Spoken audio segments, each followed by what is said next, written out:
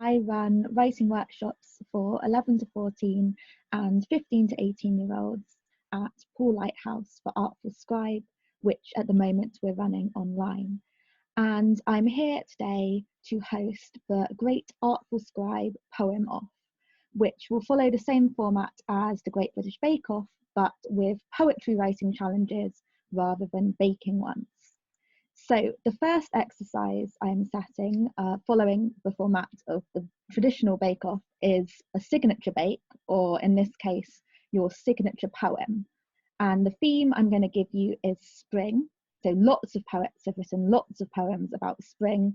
So you have to think of your particular personal take on this.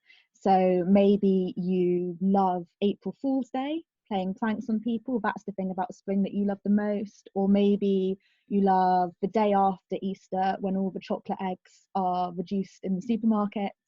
Or maybe you don't like spring at all and you prefer the winter where you can curl up with a mug of hot chocolate by the fireside. Whatever your particular take on spring is, have a think about that. And then the only requirements for the poem, because they always give you things that you have to include in your cake in the bake-off, is it needs to have at least one rhyme. So you can have rhyme all the way through your poem, or you can just include one rhyme, maybe at the end finished off. And it has to include at least one simile. So a simile is where you describe something as being like something else. So like, for example, the spring was like an explosion of flowers. You can come up with something better than that, but that sort of thing. And again, you can have more than one if you want to, but it needs to have at least one simile and at least one rhyme, and to be about spring, but bringing your particular take on it. So feel free to pause the video at this point. In the real Bake Off, of course, they give you a ridiculous time limit, but poetry shouldn't have a time limit, so give yourself as long as you want to write the poem.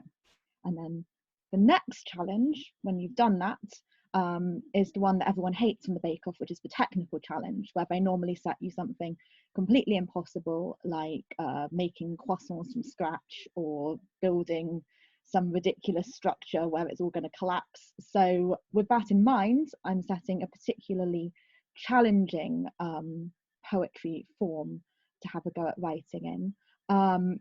This form is called a villanelle, like in Killing Eve. This is where it comes from. And it's a particularly complicated poem format. So I'm going to show you on the screen here what I think is the best example of a villanelle ever written, which is by Dylan Thomas, and it's called Do Not Go Gentle Into That Good Night. So I will just read it for you and you can have a think about how the structure, the form of this poem works. So, do not go gentle into that good night. Old age should burn and rave at close of day. Rage, rage against the dying of the light. Though wise men at their end know dark is right, because their words had fought no lightning they, do not go gentle into that good night. Good men, the last wave by, crying how bright their frail deeds might have danced in a green bay, rage, rage against the dying of the light. Wild men who caught and sang the sun in flight, and learned too late they grieved it on its way, do not go gentle into that good night. Grave men, near death, who see with blinding sight, blind eyes could blaze like meteors and be gay, rage, rage against the dying of the light. And you, my father, there on that sad height, curse, bless me now with your fierce tears, I pray, do not go gentle into that good night, rage, rage against the dying of the light. It's a brilliant poem, and you might have been able to spot as I was reading it kind of how it works.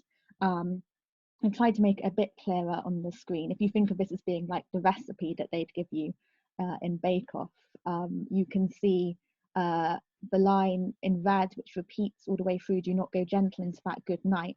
You need to have the first line of your poem repeating at the end of the following stanzas, and the last line of that first stanza, the one in blue, rage, rage against the dying of the light, also repeats at the end of the following stanzas.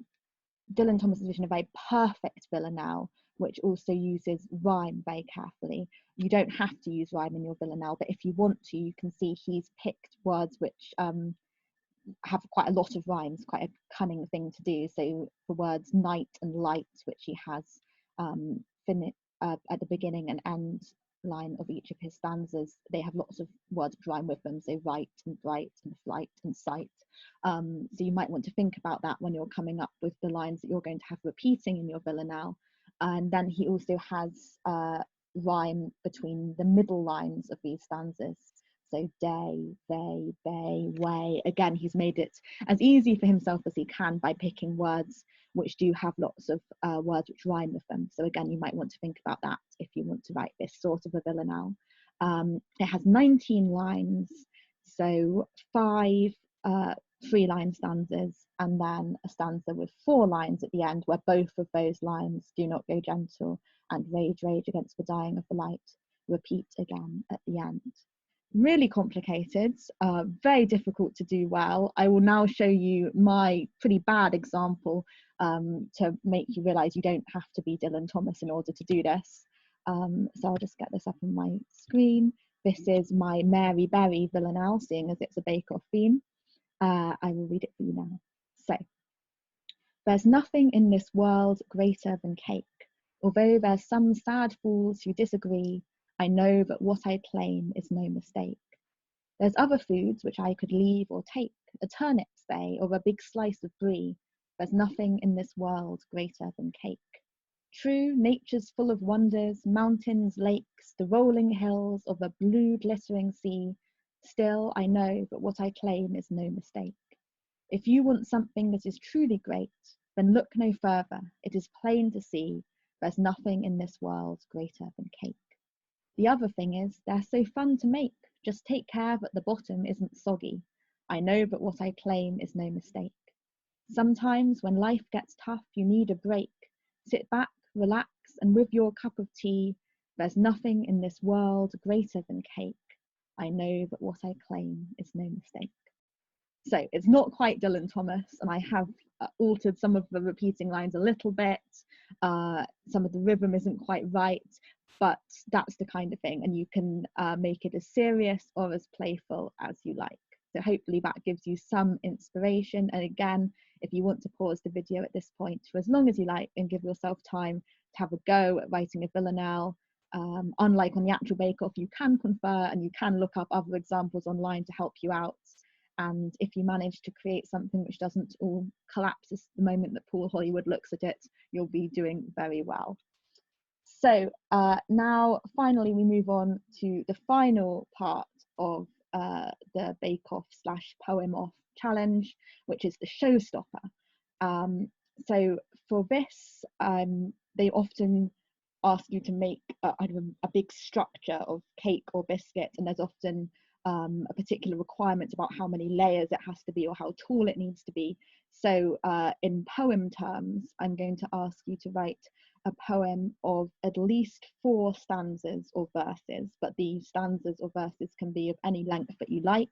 So like a cake having layers needs to have at least 4 verses, and it needs to be on the topic of the place where I am happiest. So this could be at home with your family, or it could be a particular beach you went to on holiday in 2010, or it could be the Dodgems at the fair. Wherever it is that you are happiest, be as imaginative as you like, and the poem just needs to have at least 4 layers or verses, and to include at least 1 metaphor in each verse. So like having a nice jammy filling or buttercream filling in the cake, your poem is going to have a filling of a metaphor, which is like a simile, but instead of saying something is like something else, you're just saying something is something else. So the spring is an explosion. Your eyes are stars, something like that. Those are just off the top of my head. So each of your verses need to have a metaphor in them, and there needs to be 4 verses overall. Other than that, it's entirely up to you. And I hope you have fun writing your showstopper poem and all your other poems. and you are all star bakers / star poets. And tune in for more Artful Scribe writing videos. Thanks for watching, and bye.